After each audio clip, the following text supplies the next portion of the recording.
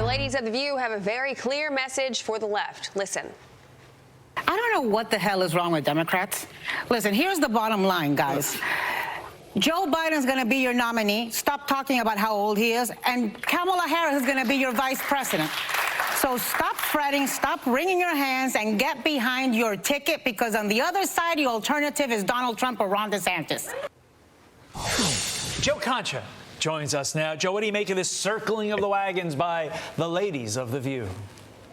Wow, you half expected Ana Navarro to start yelling, kneel before Zod, right? You will obey.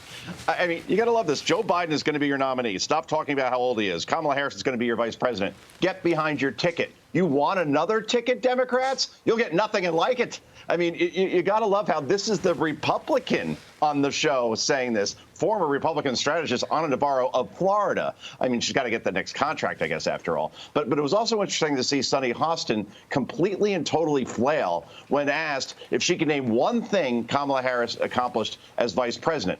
And the reason why she couldn't answer the question is because there is nothing to name. I mean, she has failed horribly at the U.S. southern border, F- there. And look, you look at the president's performance in terms of polling, where he is vastly underwater on the economy, inflation, crime, U.S. southern border, education, all the big ticket items. But to that cackling quartet over at The View, nothing to see here. All is well. Great presidency. Get behind the team.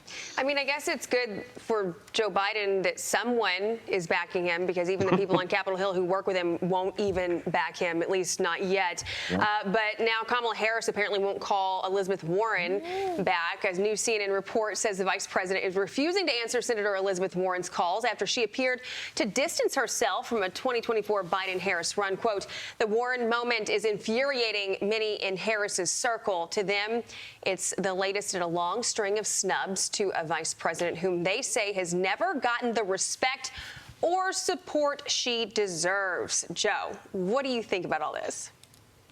Ash, I'm trying to think who plays the victim more. Is it Kamala Harris, A, or B, Alexandria Ocasio-Cortez? Very, very hard to determine who's playing the victim more here. But look, I mean, Elizabeth Warren, good for her, I guess, for standing by the fact that maybe she doesn't want to see an 80-something-year-old president and a vice president who clearly is not ready for prime time do this job. And it makes you wonder. I mean, I think that Joe Biden's running because Ron Klain, his former chief of staff, left to run the campaign, apparently. So there has to be a campaign there, right? But more and more Democrats just do not want to see this ticket for many reasons, just because Kamala Harris, for the reasons we listed before, isn't ready to be the commander-in-chief, and Joe Biden is just not somebody they see at 86 years old occupying this Oval Office with any sort of effectiveness.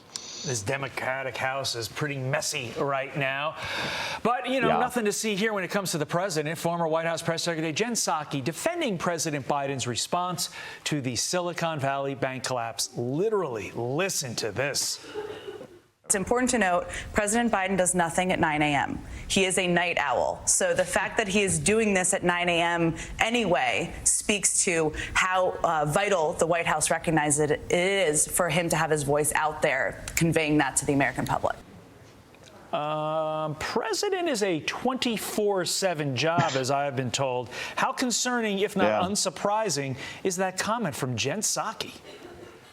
Well, there is Joe Biden out there making the tough decisions 24/7, Todd. That's 24 hours a week, 7 months a year, right? And you can see why there was reportedly a bidding war between CNN and MSNBC for Jen Psaki's rhetorical services. I mean, you got to admire the honesty here, and she is accurate. I mean, for example, you could Google right now, if you like, the president's schedule. Just put in president's schedule into Google, and it will pop up on a daily basis. And today it shows that his day does not begin until 11:30 a.m., 6 hours from now, or 9 or 10 hours after Ashley and Todd got up today to do their jobs. And that's when he just receives the daily briefing. That's it. So, it's good to know that the commander-in-chief of the United States is going to work at the same time I began going to classes my sophomore year in college. And given that this is an 80-something-year-old president, like we talked about, and the work ethic in his first 2 years of his presidency has been lacking, while there's almost never been a weekend where he's worked and instead spends long weekends in Delaware, perhaps that's why a majority of Democrats, like Elizabeth Warren perhaps, do not want to see him seek a second term. If you'd ask voters, they definitely do not want to see a Biden-Harris ticket seeking a second term because, again, this is a president that does not put in the work necessary to run the country. At least show some effort. Right. Get some things wrong, fine, but show that you care. Yeah, and Jen Psaki made it seem like it was something we should be proud of.